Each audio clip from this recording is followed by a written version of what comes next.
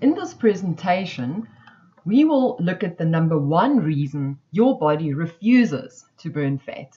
Hi, my name is Vivian. This information you won't casually discover in magazines, on the internet, mainstream media, from your personal trainer, or even some diet books.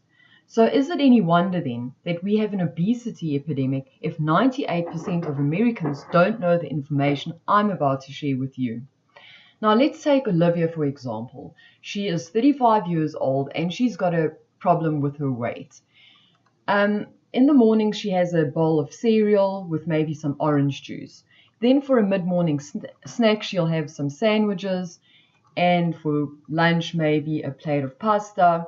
In the late afternoon some muffins with maybe some coffee, and for supper she decides to make a lovely chicken curry with some bread and rice.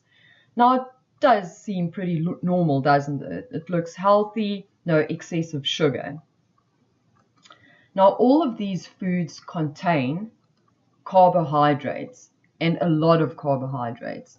Now yes, the USDA recommends that we eat carbohydrates 45 to 65%, protein 10 to 35%, and fat 20 to 35%. Now these three are our macronutrients. Now let's have a look what happens if she digests these carbs. These carbs will be broken down into glucose, which is a form of sugar, and this glucose will enter the bloodstream. But now before I continue, I just want to mention that your liver and your muscle will first of all take up all the glucose, but they only got so much space. So if they fill up, they can take no more. Now for this presentation, I chose to use the muscle cells as an example. Now here we have the glucose and over here the muscle cells. Now if your body detects glucose in the bloodstream, the pancreas will secrete insulin. So in other words, if there's glucose, your insulin will go up. Now over here we've got our insulin, and insulin basically what it does, in very simple terms, it acts like a key to open the muscle cells and it puts in the glucose. Right, so in goes the glucose. Now all of the muscle cells are full, they cannot take any more, but there's still some glucose in the bloodstream. Now there's more insulin, but here we go with the fat cells. Now the insulin is going to put in the glucose into the fat cells. Now remember, Olivia's eating carbohydrates during the whole day. So again, there's glucose. Again, insulin will put it into the fat cells. So this will repeat the whole time. So just to recap, glucose gets stored in the muscle and liver, and any excess will be stored as fat. Now that you know how fat is stored and why we gain weight, what can you do to burn the fat? Now, insulin is the problem.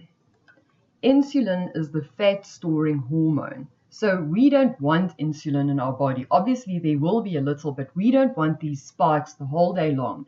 And to avoid this insulin, you have to cut your carbohydrates. And I know the USDA is recommending a very high percentage of carbohydrates in your diet, but that's what causes insulin spikes. So remember, fat is insulin neutral. Fat will not spike your insulin, and moderate protein will not affect your insulin. You have to get your ratios of macronutrients right, because obviously the USDA is doing something horribly wrong. So your body has two main fuel sources. The first one is fat, and that is what we want to tap into because we want to lose weight. Now the second one is stored sugar, and that is what our bodies are doing. If we continuously consume carbohydrates, they are using the stored sugar. So what it boils down to is this: if your body is a carb burner, it will never be a fat burner. For more information, please visit myuberdiet.com.